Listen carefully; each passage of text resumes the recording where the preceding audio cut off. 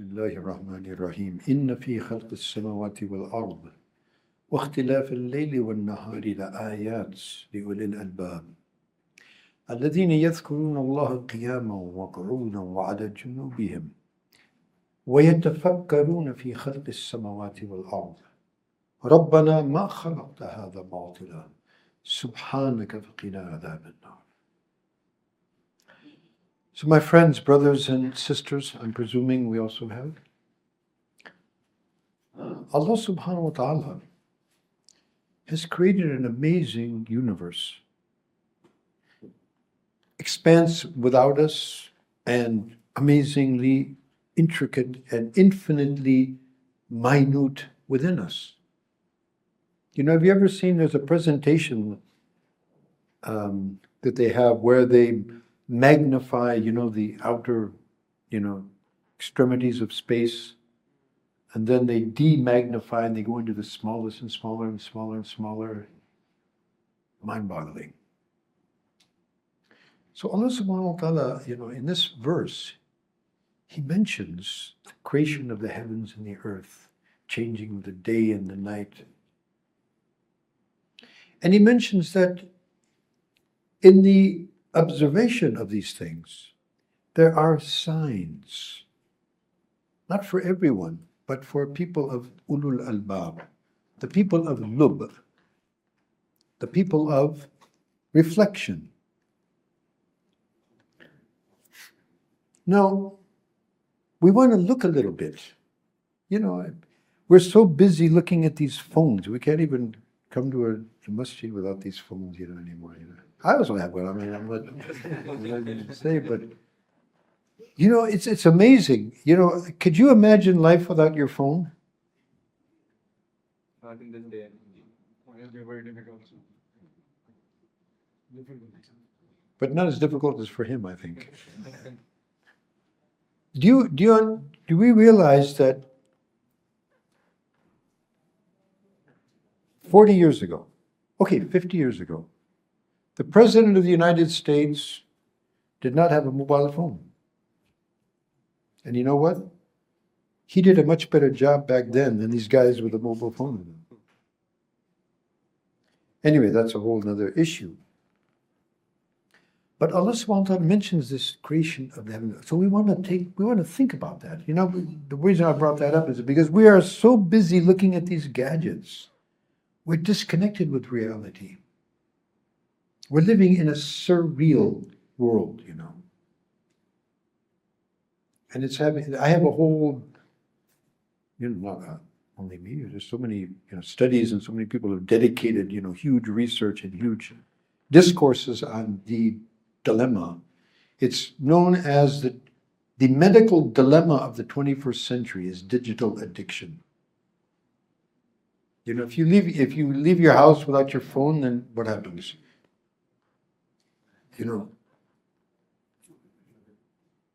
So we didn't have that. When I was a child, when I was like this kid, we used to go out and play in the dirt, play in the nature. We'd go into creeks and go to the woods and catch frogs and snakes and put them in our pocket.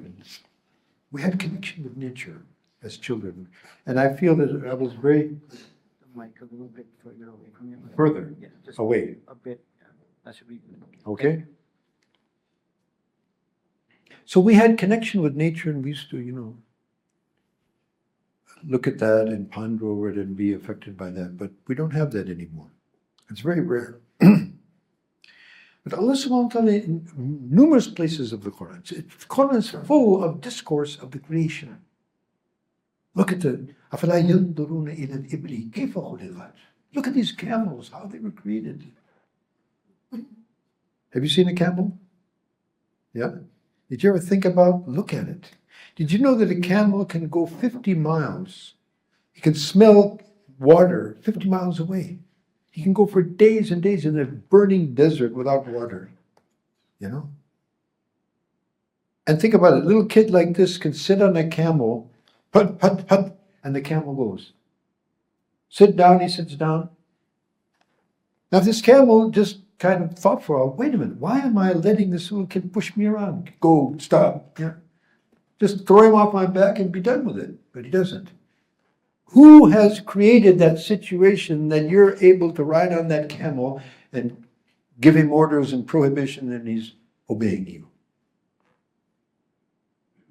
Allah subhanahu wa ta'ala. Sakhara. That's why when we get in a transport, we get in a car, we ride on the horse, we say, Subhanallah, sakhara lana hadha, wa ma kunna lahu muqrinin. Allah subhanahu wa ta'ala has subjugated. You've seen in India, they have these little kids, they ride on elephants. That elephant just has to take his nose and pow, and that's the end of it. How is this elephant accepting this humiliating situation, you know? His whole life he's subjected to this little kid riding on his head. Because Allah subhanahu wa ta'ala sakhara lahu. Sakhara lakum ma fi samawati ma fi. As a matter of fact, Allah subhanahu wa ta'ala has subjugated the entire creation for the benefit of man.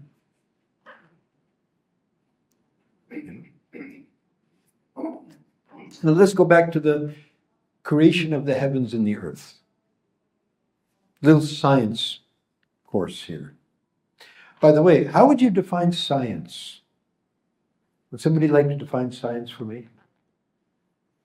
Knowledge about things around you, observation, how things work, why they work. Do we have any science teachers here?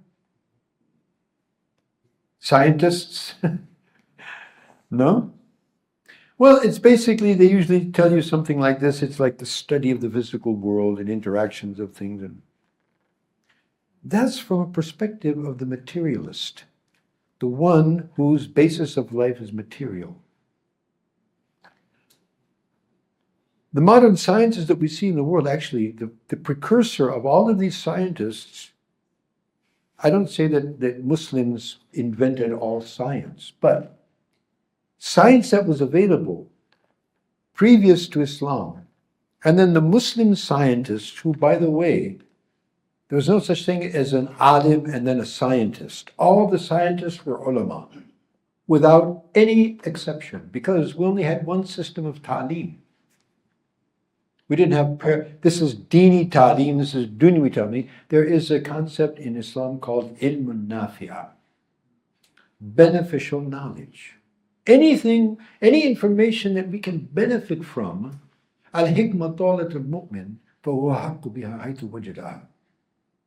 Wisdom, knowledge, useful information, the person of Iman, he is more right to it than anybody else. From this perspective, our ulama, looking at the universe and studying the things, they came up with novel things. They took mathematics, medicine, engineering, optics, biology, astronomy. They took it to new levels. Why? Because it was a religious exercise. It was a religious requisite, beneficial knowledge, all connected to their actual purpose. You know? So, for the Muslim, science is the study of the sunnah of Allah in His creation. The study of the creation is an iman-building exercise for a Muslim. I always say that when we go to the Islamic schools, this is the religious class, and this is the worldly, secular science. Worldly? What are you talking about? This is a study of iman. Allah subhanahu wa ta'ala just tells us, look at the creation of the heavens and the earth. Now let's look at that. We look up in the sky, and apparently, the way it looks to us, those stars, what, they might be a few miles up in the sky? Huh? Probably the closest star that we see in the sky is probably millions of light years away. Millions. Do we realize, do we ever stop and think about what kind of distance we're talking about? We have stars, galaxies that are 8-10 billion light years away. What does that mean? Light. How does it travel? The speed of light. Speed of light. How much? Folks.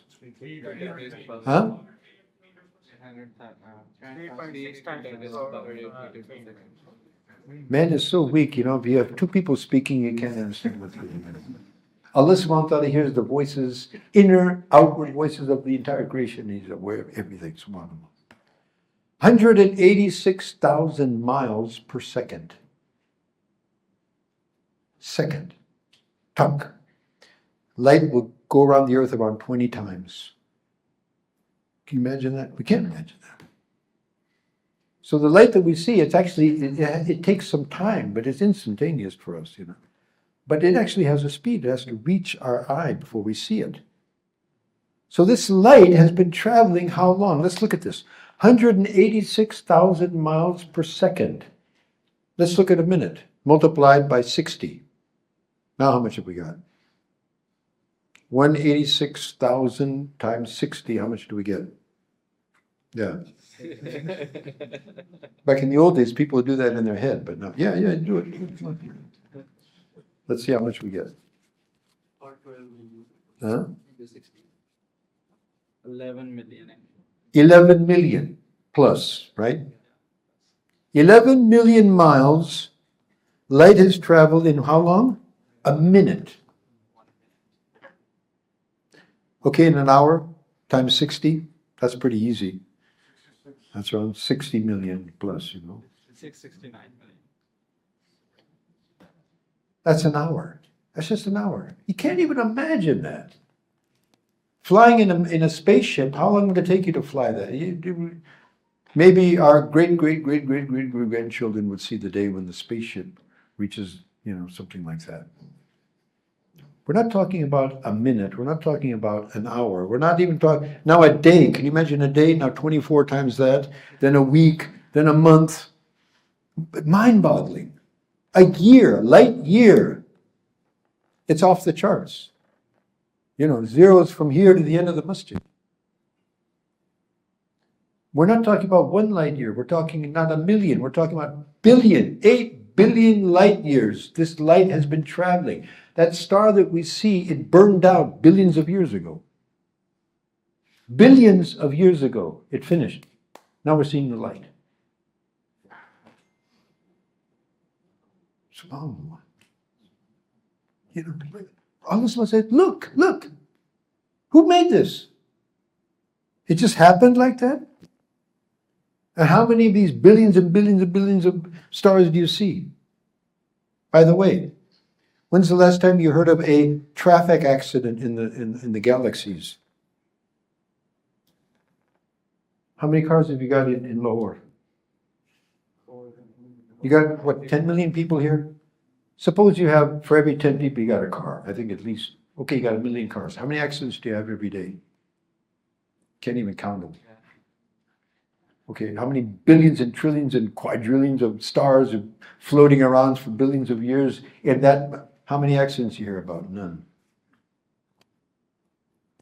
Cars have, you know, systems, intelligent people supposedly driving them, and yet who's driving all those stars? Where's the, you know, where's the navigation system? Where's the GPS? Where's the, you know, how is it happening? SubhanAllah. You know, so Allah subhanahu wa ta'ala, look at this. Now, it's very possible that that's only the beginning, because Allah subhanahu wa ta'ala said, Allah alladhi khalaqa sab'a samawat wa min al-ardi mithlahunna. Allah has created 7 skies. And the earth, they're like 7. There are different ideas of what does that mean, 7 earths? But let's look at the skies. 7 skies. In other ayats, it mentions the sama dunya, the lowest sky, that has these stars, nujum and all this, you know. Rujuman, nujuman. So it's very possible, Allah knows best, but it's very possible that all that we know about, and beyond what we know, that's only the first sky. Then you have another, second, and third, and fourth, and fifth, and sixth, and seventh. And above and beyond that, kursi of Allah. Beyond that, arsh of Allah. And Allah, subhanAllah. Well, how great is Allah subhanahu? Now the question is, why did Allah subhanahu wa ta'ala create all of that? Does he need any of that? Allahu Samad. He has no need for anything. Everything has total dependence in its existence and its sustenance with Allah subhanahu wa ta'ala. So he doesn't need it, so why in the world would he create all of that? One thing is, لِتَعْلَمُوا عَدَدَ السِّنِينَ وَالْحِسَابِ. What an amazing system Allah subhanahu wa ta'ala has created so that we can calculate the passage of time. You know, we think we're really great. We made this clock, you know, and it just... Allah subhanahu wa ta'ala made a universe that revolves around it. We can calculate the passing of the months and the years and navigate through the sea. You know, when your GPS and all that fails, we have fishermen in Karachi. They don't need GPS, they don't need anything. They just buy the stars. When I was in Sudan, about 50 years ago, we got on a truck, top of this truck, and we went in the middle of the desert, no road, in the middle of the desert. This guy's traveling the night by the stars. No GPS, no Google Maps. They don't need that. Allah subhanahu wa ta'ala has made this system. That's one thing. Above and beyond that, all of this creation, all this manifestation of Allah subhanahu wa ta'ala's qudrat is actually, if we think about it, and Allah subhanahu wa ta'ala says, I've created for you all in the skies and the earth for you. So that's one facility. The biggest facility is, as is also mentioned in some of the ayat, that Allah subhanahu wa ta'ala created the creation so that He would be known. We look at that, subhanAllah. If we have such a huge and magnanimous universe, then how is Allah subhanahu wa ta'ala? What is His qudrat? What is His rahman? What is His hikmah? What is His ilm? Right? And then if we go on with the ayat, الله الذي خلق السبع سماوات ومن الأرض مثلهم يتنزل الأمر بينهن لتعلموا. The order comes down from these skies from Allah subhanahu wa ta'ala. For what reason? لتعلم, to know. Ilm. This is real ilm. لتعلموا أن الله لكل شيء قدير. Allah is powerful over all things. وأن الله قد أحاط بكل شيء علما. Allah is, His knowledge, it encompasses all things. So, in other words, it's as though Allah subhanahu wa ta'ala created all of that simply so that we would ponder and reflect upon it and say, SubhanAllah. How many of us, you know, looked at the sky and thought like this, you know? It's been there forever. Since we were born, the sky has always been above us, but we don't look.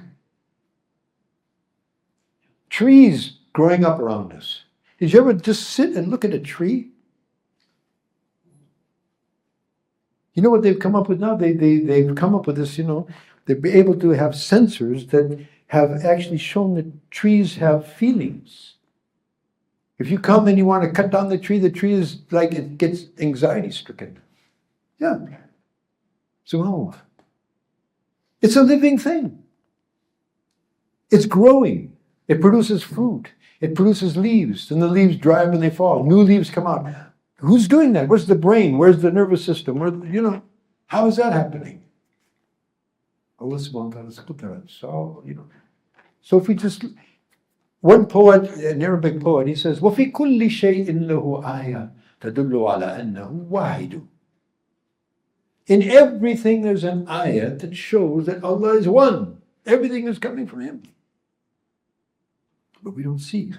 We have an exercise in one of my workshops thinking about the qudrat of Allah subhanahu wa ta'ala, the hikmah of Allah subhanahu wa ta'ala, the ni'mat. Go out and just ponder on stuff. Come back and tell us, how did you see Allah's qudrat, His hikmah, His ni'mat in something that you focused on, out in the woods or anywhere? Like a tree, so people come back and they say amazing things. So was that the first tree you saw? I've been seeing trees all my life. So why didn't you see that last year or any other time in your life? Because we didn't look. We didn't use these eyes for really what they've been created for. We've been given these eyes so we can see what no other creation can see. We can see the qudrat of Allah, we can see the characteristics of Allah subhanahu wa ta'ala displayed throughout in His creation. But we don't use our eyes for what they were created for. Therefore, we don't have any barakah in our eyes. All of us wear glasses like me, We're using these ears. We're supposed to be hearing things about, Allah subhanahu wa ta'ala, and that's what that's essentially there for. But we don't use them for that. We use it for all kinds of other things. And so our hearing has been drastically compromised. And what about our minds? And what about all the other faculties Allah has given us? Okay, so all of this creation. So summary is, we can deduce from this that Allah subhanahu wa ta'ala has created the creation and has given the human being an aql, an intelligence that He didn't give any other creation, the like thereof. So that He uses this intelligence when Allah subhanahu wa ta'ala says, aslim, surrender. Doesn't mean Jibreel alayhi salam is going to come down with an AK-47, surrender or else. Allah subhanahu wa ta'ala gave us an aql to look at the creation, ponder over it. Allah subhanahu wa ta'ala says, aslim. Look, think, analyze. And with your intelligent analysis, come to the conclusion that I am the one who created you. I am the one who's created you. I have given you everything you have. So submit to me lovingly and fearingly. Okay. So the creation is created for man, and man is created for what? The dilemma of dilemmas.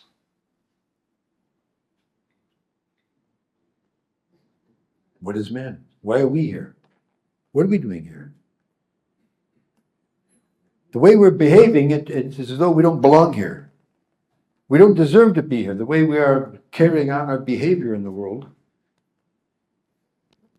I think, they say that, man becomes, like an animal. I think the way that man is conducting himself in the 21st century, I think the animal's ashamed of us. Do we see tigers and lions and elephants creating mischief in the world like we do? No. Allah subhanahu wa ta'ala has created the man bi ahsani taqweem. He has the propensity to be the best of the best, but there's conditions for that. And if he doesn't fulfill those conditions, if he doesn't work on himself, refine himself, he becomes the worst of the worst. So this man, this human being, what's he supposed to do? What's his purpose? Now this, as amazing as the human mind is, it's not capable of identifying this purpose. Now people like us know that, because if you weren't a Muslim, this was a very perplexing question. And unfortunately for a lot of Muslims it has become a perplexing. Although they know the answer they're supposed to give.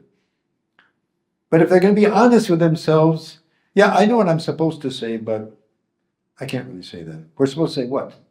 I've been created for what? Man's been created for what? مَا خَلَقْتُ الْجِنَّ وَالْإِنسَ إِلَّا. Everybody knows it. We know it. I mean, we conceptualize.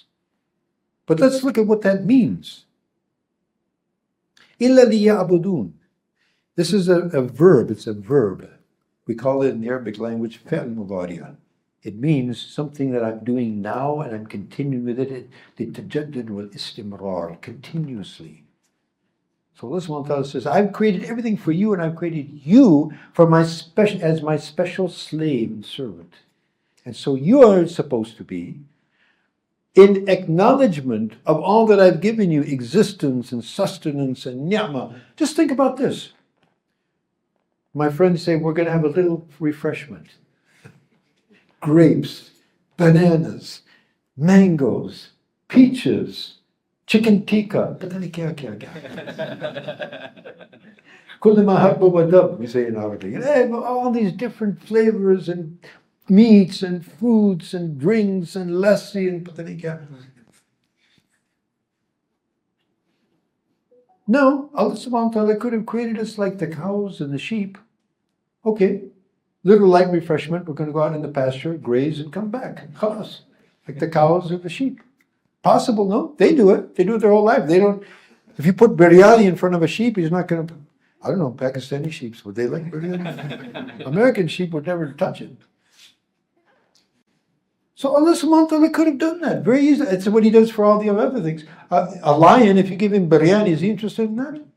Maybe the meat, but the rice, he's not going to eat that. He wants some fresh meat, that's all. He's not interested in mangoes. He's not interested in, in ras malai and stuff like that. But Allah subhanahu wa ta'ala has, and this is, let me ask this question also. We'll talk about this more tomorrow, those who attend the session. But do we live to eat or we eat to live?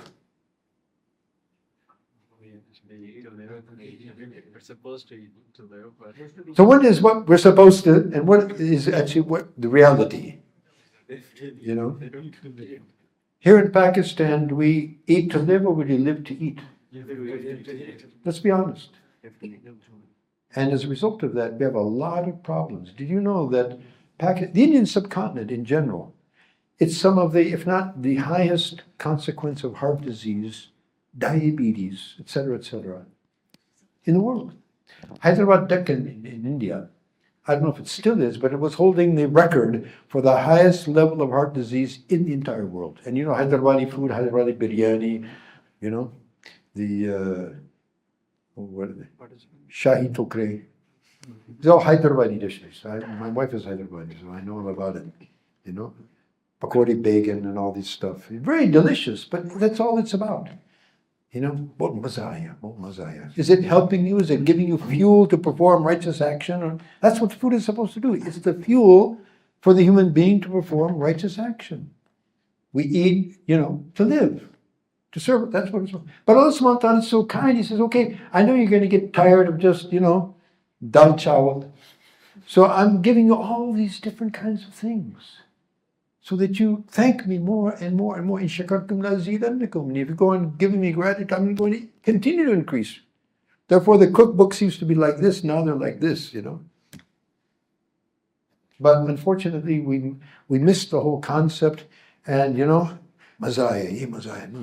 And as a result of that, our bellies expand and our heart, get, destroyed, and we, lose the function of our joints. And by the time we're 40, we're all chairmen. Recently I saw a bunch of my old friends in America in the masjid. They're all sitting on chairs. I said, "What's wrong with you guys?" Well, we've all become chairmen. I said, "You could be ashamed of yourselves." When I was younger, I would say 40 years ago, you would never see a single chair in the masjid. Maybe if somebody was giving a talk. Other than that, nobody sat in a chair. Even if you couldn't stand up, they would put you in the saf, and you would, but there was never a chair in the masjid. Now, here, alhamdulillah, I don't see any chairs, but in most of the masjid, you got all these chairs, and they get more and more and more as the time is going on. Something fundamentally wrong, right? So, Allah subhanahu wa ta'ala has given us all of these wonderful things to eat. Wonderful things, to actually the purpose of dress is to cover our bodies. But also calls it also zina. Beautiful. We have beautiful things that we can wear. And so all of that is to facilitate our gratitude to Allah subhanahu wa ta'ala. And if we go out giving gratitude, and what is gratitude? Shukr. What is shukr? Allahumma laka alhamdu wa laka shukr. That's shukr lisani. Those are the words of shukr. That's part of it, yes. And then there's the i'tiraf al-qalbi, the acknowledgement of the heart. That really waqi, subhanAllah. I could have been eating hay and water, and I'm eating biryani and qurma and matai and subhanAllah. And then there's shukr amali. That ni'mat which Allah subhanahu wa ta'ala gave me, I utilize it in a way which Allah is pleased. We see this house, big house in Defense. The mortgage is all on an interest-based loan, and on top of the house, هذا من فضل ربي. Sorry, folks, that's not how it is. Of course, everything is from fadl Rabbi, but Allah is happy about this,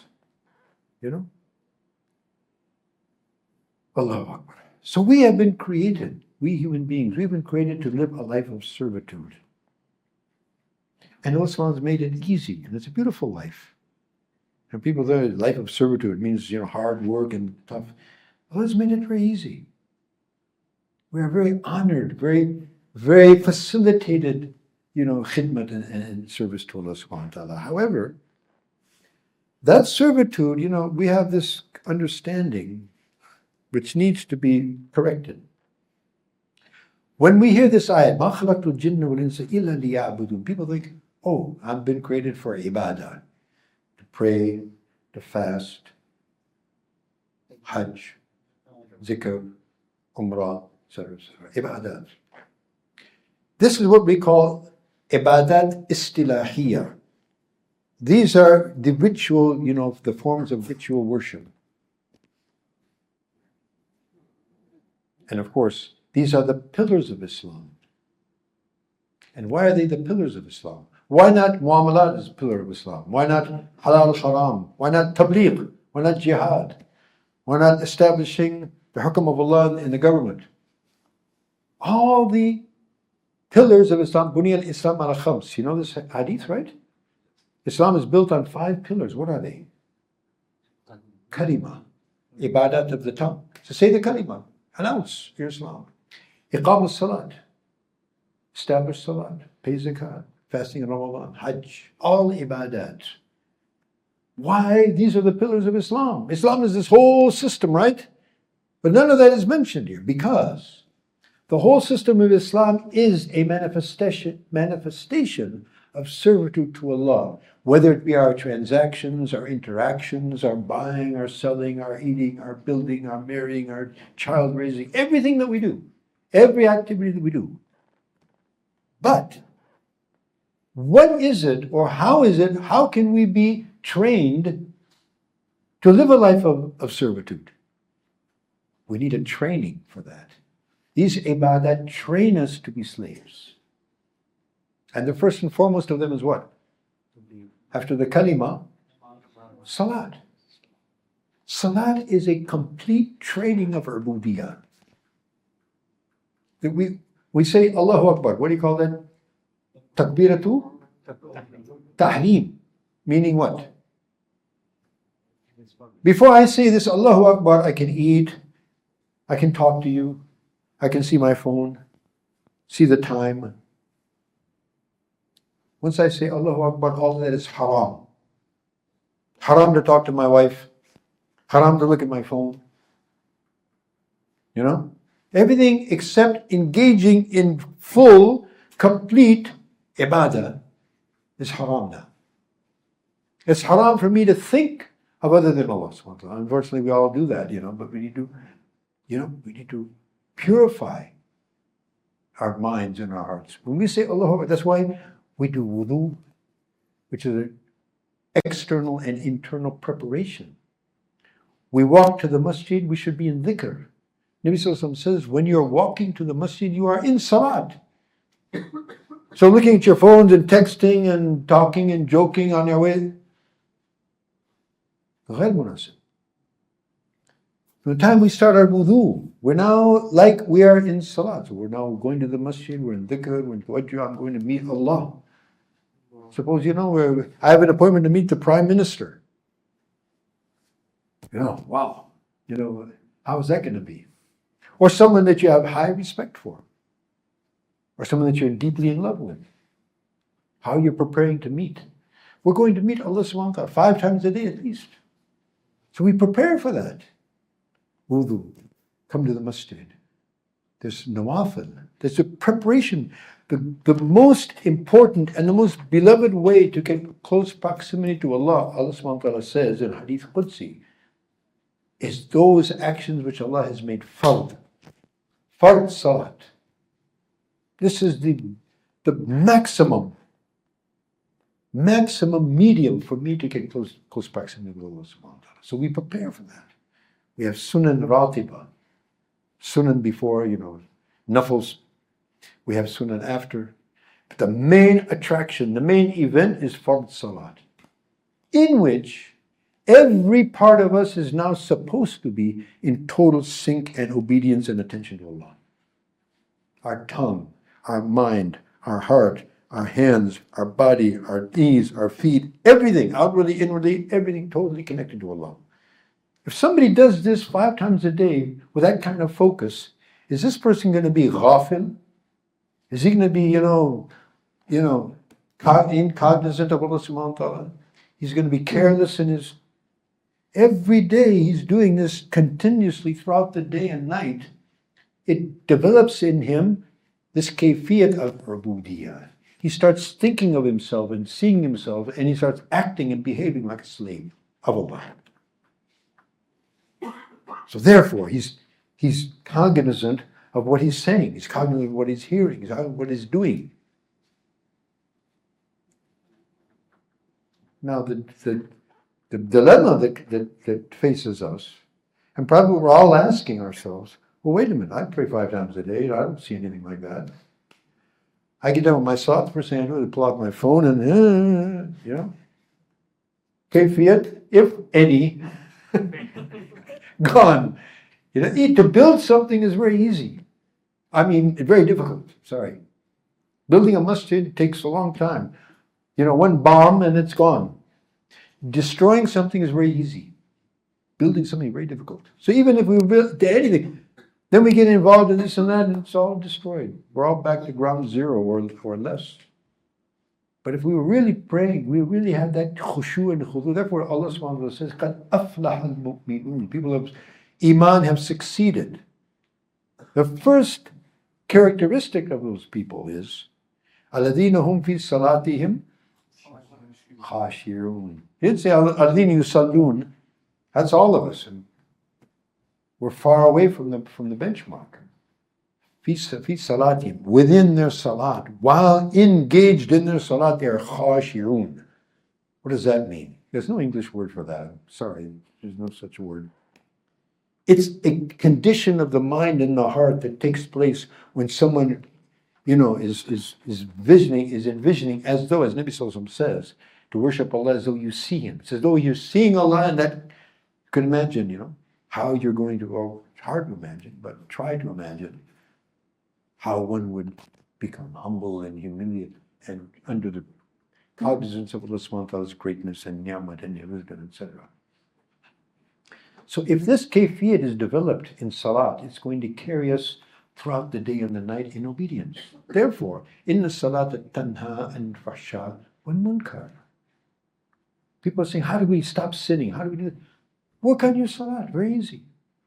If we develop a salat like that, it's going to wean us from all of these wrong activities. Ibn Abbas he says, the salat that doesn't stop somebody from munkar and fahsha, it's not a salat. It's an exercise. It's not salat. Salat, if it's a real salat, it's going to have this impact. And on this pattern of salat, all of our other activities in life are supposed to take place. We've trained our inner and outer selves of total obedience within salat. So when we have to transact, I have to buy something, I want to sell something, I want to rent something, I have a relationship with my neighbor or my relatives or my parents or my children or my spouse or whatever, on the pattern of salat, on the pattern of servitude to Allah. What does Allah subhanahu wa ta'ala want from me in this moment? We call this ilm al-hal. This is the knowledge which is wajib on every single Muslim. Every moment of my existence, I'm doing something. How do I do that something? There's a rule. There's a hukm shari for that. There's some principle in sunnah that also is connected to that. It's fard for me to learn that. If I don't know it, I must go and study that. I don't have to study everything there is out there. What I'm going to engage in, it is fard on me to learn that. And this is how a Muslim lives his or her life, on the pattern of salat. What does Allah subhanahu wa ta'ala want from me? And how do I implement that? And how do I fulfill that? For this purpose we have been created. No, I think our time is pretty much up. Or not? No? Do we have a time constrictor? No? So this is the pattern that we live. Now, as I mentioned, we have this misconception. Many of us, alhamdulillah, non-Muslims are starting to understand a bit better. But still, Salat, yeah, ibadah. Roza, namaz, ibadah. Hajj, Umrah, ibadah. How many Muslims do we think we have who go, we know many Muslims, they go for Umrah every year. And Hajj even every year. Very expensive. A lot of fadail. And perhaps this particular individual has a relative who is in dire need. Relative, he has a neighbor. And we all have neighbors like that. How many people, do we have people who don't have a roof over their head in Lahore? Do we have people that don't have proper something to eat? Nabi Sallallahu says, the person whose neighbor, he goes to sleep, full belly, mashallah, AC blowing, mashallah, and his neighbor is hungry, trouble. He's a sinner. We're supposed to know. We don't even know who our neighbor is. We don't even know their names anymore. Whereas, Jibreel alayhi salam came to the Prophet sallallahu alaihi wasallam and gave him such an emphasis on the rights of the neighbor that Nabi alayhi salam said, well, it looks like he's going to become an inheritor. He's going to share in the inheritance, the rights of the neighbor. We don't even know who he is. What's his condition? Does he have enough to eat? Has he got any other condition? Has he got any problem? But no, I'm going for Hajj and Umrah every year, spending lakhs and lakhs and lakhs. Wonderful. But is that where we're supposed to be spending that? Is that what Allah wants from me at that point? Don't get me wrong. Nothing wrong with going for Hajj and Umrah. I wish I could do that. But we have a thing called al-awlawiyat, prioritization. A fellow is standing and he's offering the salat, tahajjud, mashallah, khushu' and khudu'an. And his blind relative is about to, fall off the balcony. And he sees that. No, I'm in tahajjud, I'm with Allah subhanahu wa ta'ala, mashallah, Let the guy fall off and that's his headache. Mashallah. What do you say about that person? He's okay? He's a sinner. Very serious sin. He allowed this person. And it's written in the books of fiqh. In that situation, it is fard for you to stop your salat and save that individual. You can make the salat up. If he dies, you can't bring him back to life. We don't understand that. We don't understand ulwiyat. We understand it's very virtuous to pray and fast and hajj and zakah, charity, But we don't understand that being conscious of the rights of the people around us and their problems and their difficulties and have shu'ur for that. I have to say, it's very stressy, it's very agonizing for me to see that a country like Pakistan, the one country in the world, which is, at least in theory, it has been founded on the basis or the concept that this is a country for Muslims. There's no other country in the world for that. Even Saudi Arabia, it's not called Pakistan, it's not called Tahara al-Ard al-Tahira, it's called al-Mamlakat al-Arabiyyat al-Saudiya. And they love Islam, they're Muslim, there's no doubt about that. But it wasn't formulated on the basis of this is a place for Muslims. No other country in the world. There's two countries in the world that will have this kind of basis. One is Pakistan, the other one is what? A'udhu billah. Minhum. Right? However, our brothers and sisters in Palestine are being mutilated, live, real time, daily. We all know that. What are we doing?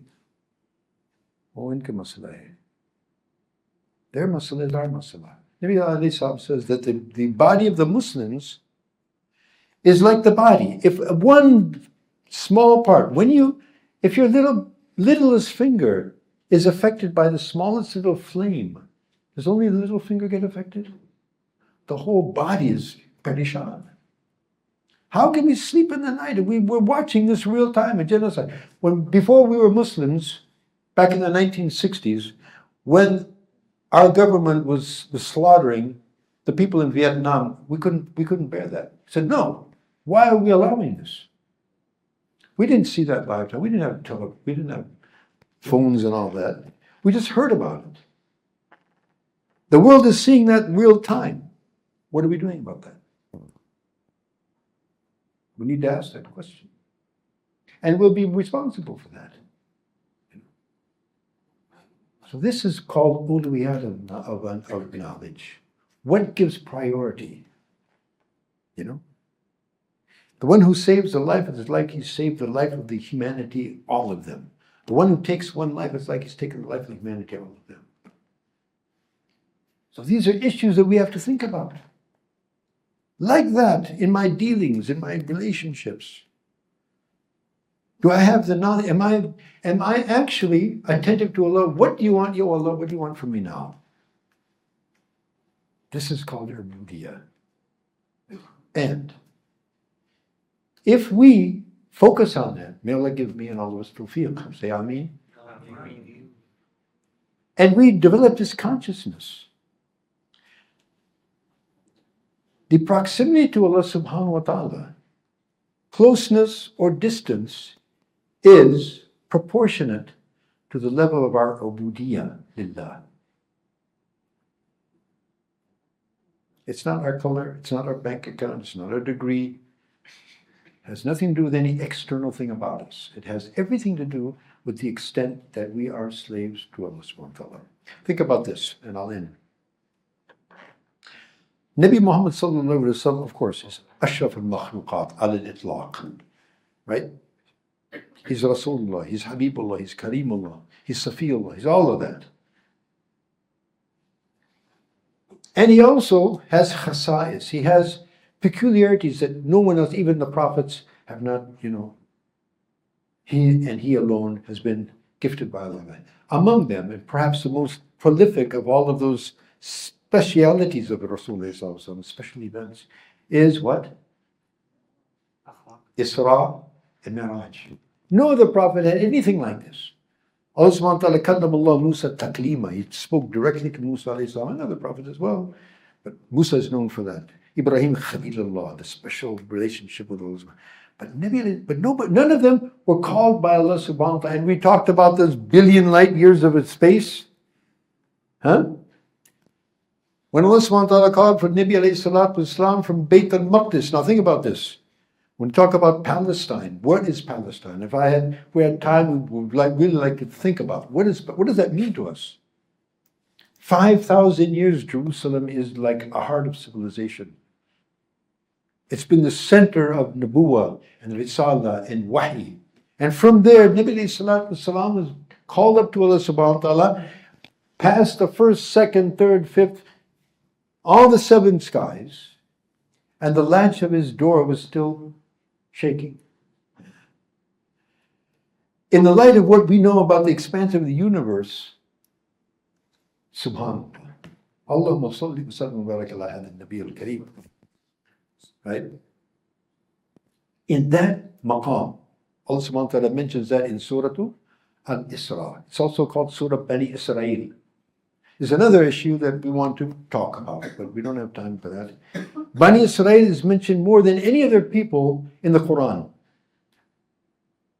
Why? Because they were, as they claim now, the chosen people. I also come from a Jewish family. When I became a Muslim, my uncle told me, "Hey, what are you trying to do? We're the chosen people, man. What are you listen, I said, yeah, but chosen for what? Now, he didn't have an answer to that. Because they don't have an answer. If I say, what's your name? Huh? Mahroz. Mahroz. Well, okay, Mahroz, I've chosen you. Are you going to say, okay, fine? Or what responds to that? How? I've chosen you. For what? What do you want me to do? No, I've just chosen you. So what does that mean? It means nothing. I've chosen you, obviously, for something. So Allah subhanahu wa ta'ala chose Bani Israel to be his vice regents on the earth. They were the Muslims of the time. More prophets were sent to Bani Israel than any other nation. And the finality of the prophethood for them was Sayyidina Isa alayhi salam. They denied him, they missed the boat, and then again they further missed the boat. They had another chance with Muhammad. They lost out, most of them. Right? So Bani Israel, they were chosen by Allah subhanahu wa ta'ala. They knew that. We've been chosen to be the vice regents of Allah subhanahu wa ta'ala, to be the representatives of His deen on the earth. And what did they do? Akhladu ila al-ard. Like us. You know, we read these stories and we say, oh, these Jews, what terrible things they did. They started worshiping the golden cow and they did this and they did that. Well, what did we do? Nabi Sallallahu said, you're going to follow the people who came before, khutwa khutwa, step by step. If they enter into a lizard's hole, you'll also go into the hole with them. Look at us. KFC, Pepsi Cola, yeah. You know? Hey, did you know what? The Pepsi Cola and KFC and McDonald's and all these guys, they're basically Israeli companies who are supporting, you know, the genocide.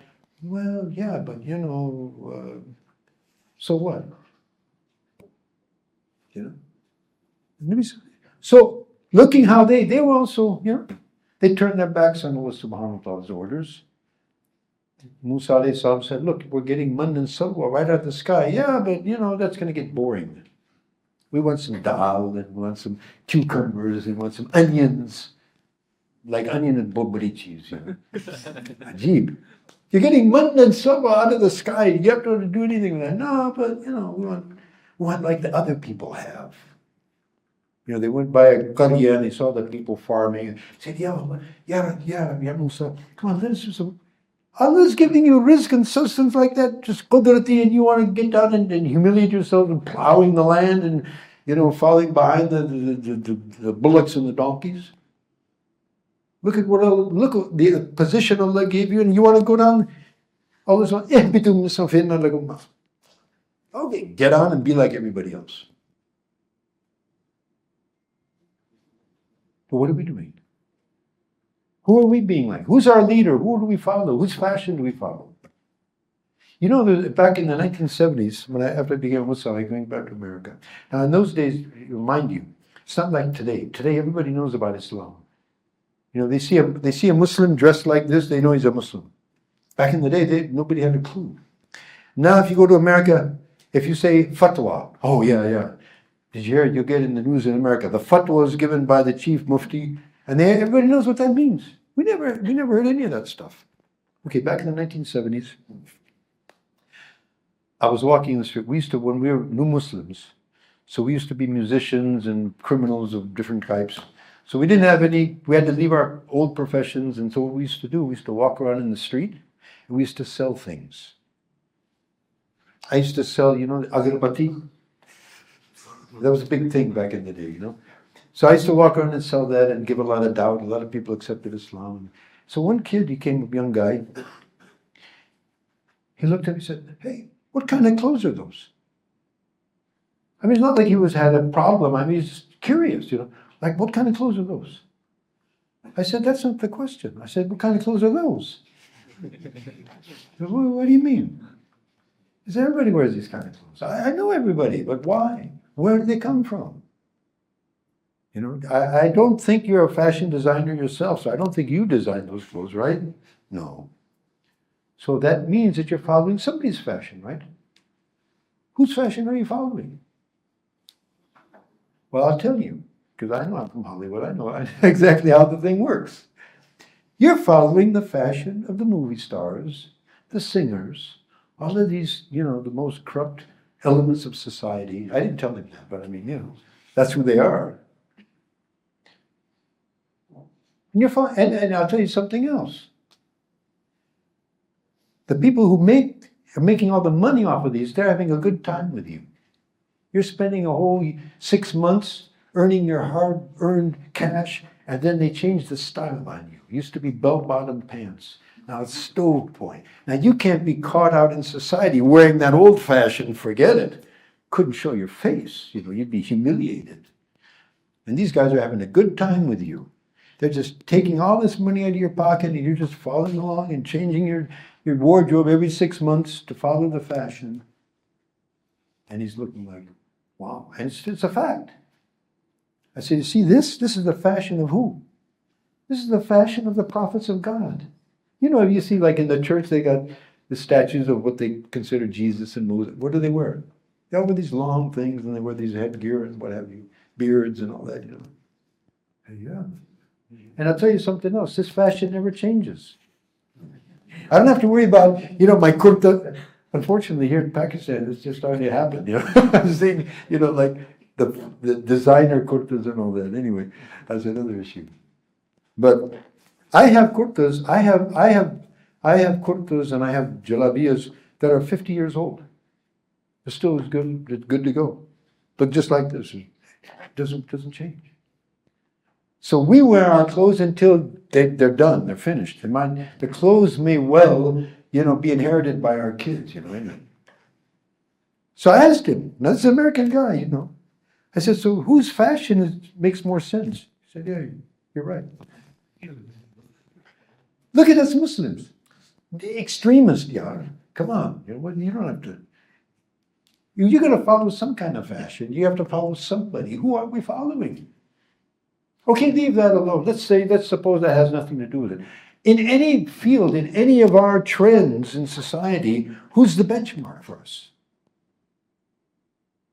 Where are we sending our children for education? It's telling us who we are, where we think there's our honor, our dignity, our success. It's coming from somewhere else. Who are we following? When we say Muhammadur Rasulullah sallallahu alaihi wasallam, what does that mean? It means Muhammad sallallahu alaihi wasallam is the Rasul. He's our benchmark. He's our model. He's our hero. You know, we have these kids, you know. Ronaldo. Yeah, Ronaldo, you know. Nike and this and that, you know, like it's a big deal. Like Ronaldo, wow, you know.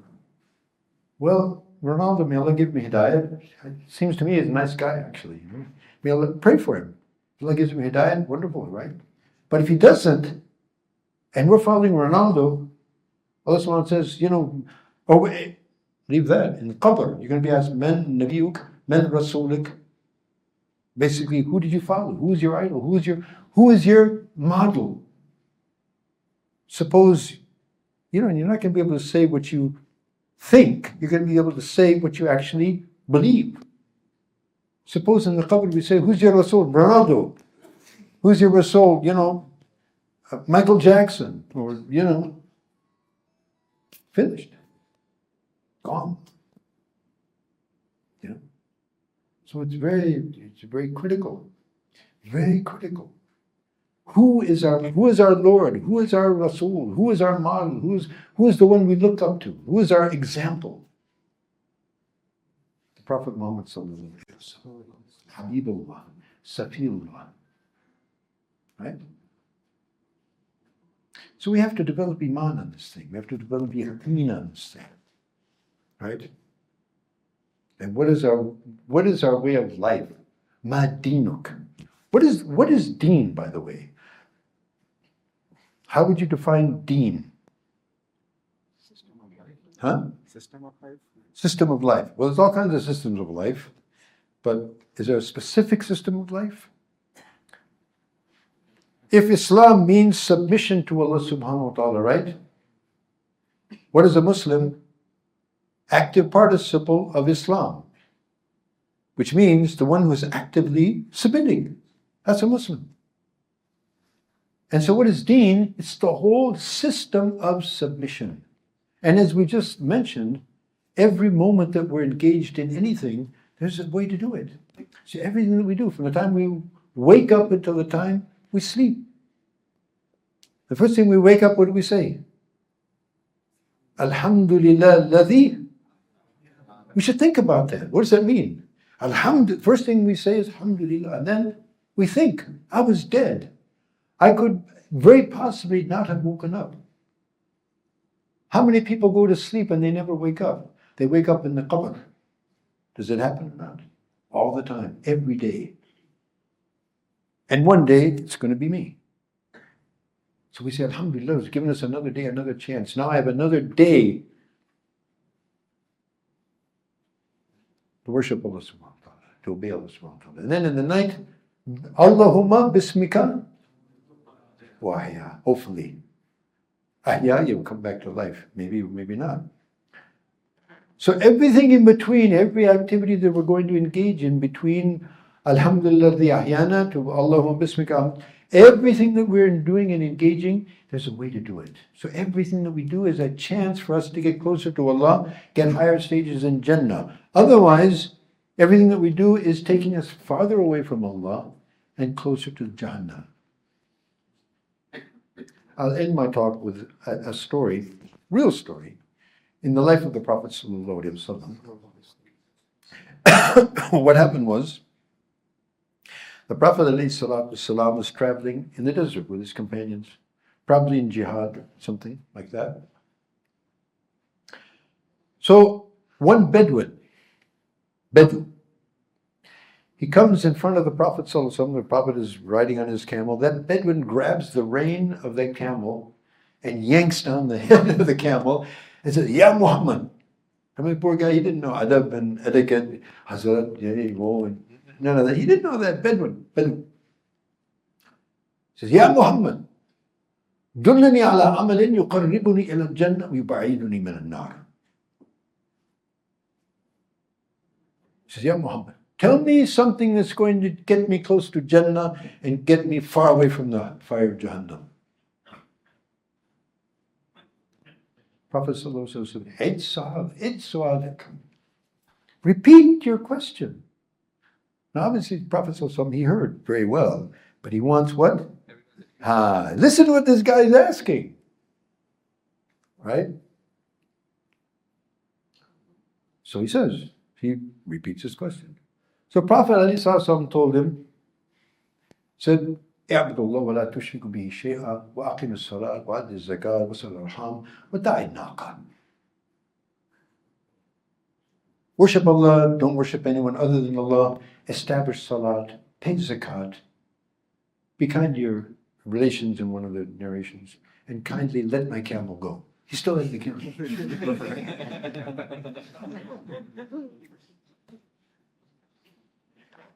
This hadith is in Sahih Muslim. There's other versions of this hadith in other books. But I used to teach that book, and when we used to get to that hadith, I used to ask the students, has any of you asked a question like this to your teacher? What's the i'rab of this, and what's the jawab of this dalil, and we're interested in all the polemics. But the lub, the essence, that's the essence of a student of deen. And that's the essence of what the aspiration of a real Muslim. I want to go to Jannah, and I want to be far away from Jahannam. How do we do that? It is said, told us. So that system of ubudiyyah, the purpose for which we've been created of, is to obey Allah subhanahu wa ta'ala in His orders and leave His prohibitions in everything that we do. And we're never going to be able to do that unless we learn it, which means it is compulsory on us to learn about everything that we do in our life, in whatever engagement that we're in our professions, in our relations, in whatever we do, in our buying and spending and marriages and building our houses, etc., etc., etc. Everything that we do, we're going to have to learn that. And believe me, it's a wonderful process. And it's a lifelong endeavor. It is a career. So how many of you are going, usually in Tabligh, they have a tashkil, 4 months, one, and I'm giving tashkil of a life. Who's going to live a life of ubudiyyah? Inshallah, making intention from now that we will obey Allah subhanahu wa ta'ala all of our lives. And we're going to make mistakes, we're going to fall. Kullu bani Adam khata, wa khayrul khata'ina tawwabun. Every child of Adam is a sinner. And not a little sinner, big time. Khata, siga mubalagha. Incessantly committing, we all fall, we're inside, we're humans. So we're going to continuously also going to be making mistakes. We're going to have shortcomings. But alhamdulillah, the good news is we always have the opportunity to get back up. And as long as we keep getting back up, we return to Allah subhanahu wa ta'ala, istighfar and tawbah, Allah subhanahu wa ta'ala will continue to shower His mercy and forgiveness upon us. So may Allah subhanahu wa ta'ala give us the tawfiq to live a life of rububiyyah. Wa akhiru da'wana alhamdulillahi rabbil alameen. Subhanakallahumma wa bihamdika. Ashhadu an la ilaha illa anta astaghfiruka wa atubu ilayk. Alhamdulillahi rabbil alameen. Rida khalqihi wa rida nafsihi. وزينة عرش مداد كلماتي أمر لا نحصي ثناء عليك أنت كما أثنيت على نفسك اللهم صل وسلم وبارك على سيدنا محمد وعلى آل سيدنا محمد كما صليت على إبراهيم وعلى آل إبراهيم إنك حميد مجيد يا حي يا قيوم برحمتك نستغيث أصلح لنا شأننا كله ولا تكلنا إلى أنفسنا طرفة عين ولا تكلنا إلى أنفسنا طرفة عين يا مقلب القلوب ثبت قلوبنا على دينك ويا مصرف القلوب صرف قلوبنا على طاعتك ويا منور القلوب نور قلوبنا بنور معرفتك اللهم اهدنا واهد بنا واجعلنا سببا لمن اهتدى اللهم اهدنا الصراط المستقيم صراط الذين انعمت عليهم من النبيين والصديقين والشهداء والصالحين وحسن اولئك رفيقا اللهم ربنا تقبل منا انك انت السميع العليم وتب علينا انك انت التواب الرحيم وصل اللهم وسلم وبارك على سيدنا محمد وعلى آله وصحبه وسلم سبحانك اللهم وبحمدك أشهد أن لا إله إلا أنت نستغفرك ونتوب إليك سبحان ربك رب العزة عما يصفون وسلام على المرسلين الحمد لله